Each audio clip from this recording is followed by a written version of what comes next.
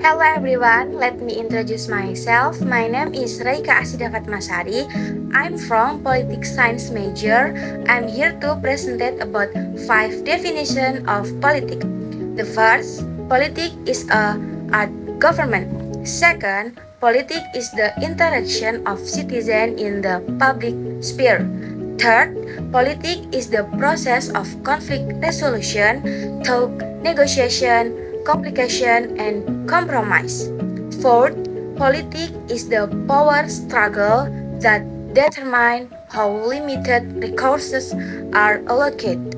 And lastly, politics is a corrupt activity that causes trouble by its tendency toward manipulation and lies. I agree with definition of politics number 4. Politics is the power struggle that determine how limited resources are allocated. Oke, jadi di sini saya tuh setuju dengan pengertian politik yang nomor 4, yaitu tentang proses perebutan kekuasaan yang menentukan bagaimana sumber daya yang jumlahnya terbatas itu dibagi. Politics is not merely a struggle for power or authority. It is a process that determines how limited resources in society are allocated, because resources such as money, public service, education, healthcare, and development opportunities are limited. Political decisions decide who receives what, how much they receive, and for what purpose. There are politics involves negotiation, decision making, and the management of company interests to distribute scarce resources fairly and effectively. I choose this definition because politics is not only about election or debates, but mainly about power and decision making. Since resources are limited, political power determines who gets what and how. This definition clearly explains the real function and politics in society. Oke, jadi di sini tuh saya mengambil definisi politik yang nomor 4 karena politik itu nyatanya soal perebutan kekuasaan. Siapa yang punya power lebih besar dan lebih kuat, dia yang bisa ngatur keputusan dan kebijakan. Makanya, politik itu sering diwarnai konflik kepentingan dan adu strategi. Situation: the government decided to honor former President Suharto as a national hero. The goal was to appreciate his contribution to the country, especially his role in economic growth and national development during the New Order era. Conflict. However, this decision sparked a strong social conflict.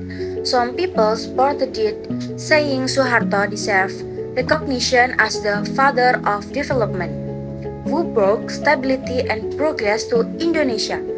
Others firmly opposed it, arguing that his authoritarian rule caused human rights violation, corruption, and the 1998 Reformation movement that ended his power.